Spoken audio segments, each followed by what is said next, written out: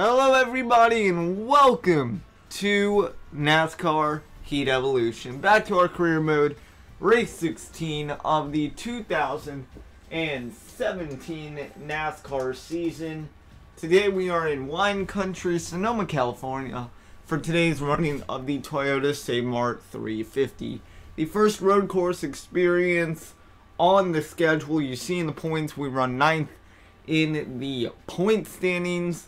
And I believe, 27th in overall standings. So 14 laps here today at Sonoma, California. Sonoma Raceway, road course, whatever you want to call it. Should be a lot of fun, 11 turns, and you better have good brakes, you better have good transmission, and you better have good patience, because it is going to take it all out of you today. Qualifying, we jump into it, the tail end, it did not go so hot. 28th, the second week in a row. Sonoma, I didn't think we would qualify so good, but last week in Michigan, I thought we would. You know, it's just the way it goes. Not a good qualifying start, but it's not where you start, it's where you end up finishing the race. If you do finish the race, that is. Green flag is in the air, and we are racing from wine country. Already on the green flag, we are having some troubles back in the pack with Ryan Blaney, Ricky Stenhouse, just to name a few. Turn 1 and turn 2 are always the greatest turns because you're going uphill. It's a blind corner into turn number 2. You see we get shot into the grass, and we're still +3 on the position. We started 28th, we're 25th. Thank you, Ryan Blaney, for that atrocious start, but we're not doing any favors right here, though.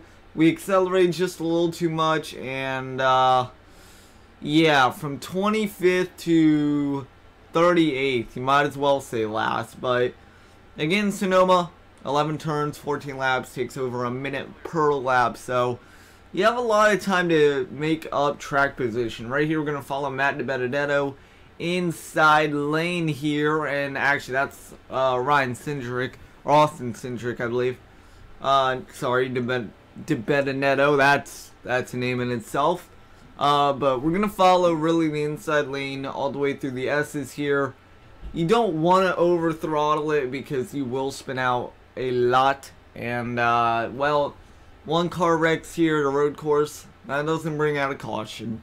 So at the tail end of lap 1, we would actually have some fireworks already go off. It's not the 4th of July weekend here in NASCAR. We're about a week before in-game, but we already have caution. We come out of turn 11. I think we saw smoke in front of us, and something happened there where that caused a caution, but caution, we go racing back again, lap 6, lap 7. You see we have aero damage. We haven't pit stopped yet. I thought I'd throw this in here because Denny Hamlin would take a ride. Chris Buescher would get collected, and that right to our left there. Denny Hamlin gets spun. Maybe some guys are trying to do pit stops, but you know what? We'll take it. That's positions for us. Lap 7, I thought I'd throw it in there about halfway through the race. I thought that was interesting. Now lap 9, we have 6 to go, coming to 5 to go this time by. I do not think we have pitted yet, and we are trying to hold that strategy where we pit late, and then when we do pit, hopefully we have a big enough comfort on anybody else. But you see here, we're 24th.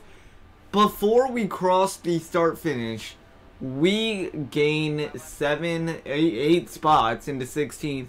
And then out of turn number 1, we are inside the top 10. That is how many cars pitted. We were 24th or 25th. And now we are 10th, 11th on the field. We have 5 to go, and then we go ahead to the end of lap number 10. We come into pit road, a very easy pit road. You just have to get slowed down to 40 miles an hour. We do that with no problem at all, but we're not going to fix the repairs, so we're still going to have that aero damage. We're only taking 2 tires, probably should take 4 on a road course, but we're taking 2, 1.5 cans of Sunoco race fuel, and then we will be back on our way. End of the race, we started 28th, we worked our way up to 10th, we fell back to 14th or 15th, I believe, when we were pitting. So really, I don't see what could go wrong right there, though. On pit road, we had a little mishap with, I believe, Brad Keselowski or Joey Logano. I'm not too sure. If you guys want to go rewind that, see who it was. But we actually had to come to almost a complete stop. And from there, we would fall to 27th. But we made some passes. Some cars still did not pit. And out of turn number 11 for the final time, we're battling with, I believe that is Ryan Blaney or Trevor Bain. It's one of them. It's Blaney in that 21 Wood Brothers car. Final lap, we come home 21st. So we qualified 28th. We come out on top on 21st. That's a +7 differential. And those 7 spots, for the amount of points you get, that is huge. Because, again, we need to stay above that 30th place threshold. And the only way to do that, make sure you finish your races. It's very important that you do.